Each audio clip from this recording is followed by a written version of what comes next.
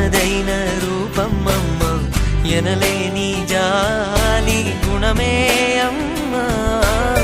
నడిపించే దీపమ్మమ్మ, కరుణించే కోపమ్మమ్మ, వరమిచ్చే తీపి శాపమ్మమ్మ.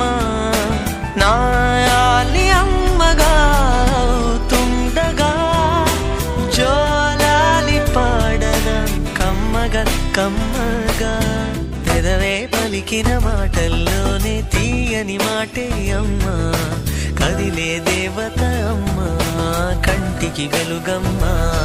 తనలో మమతే కలిపి పెడుతుంది ముద్దగా, తన లాలి పాట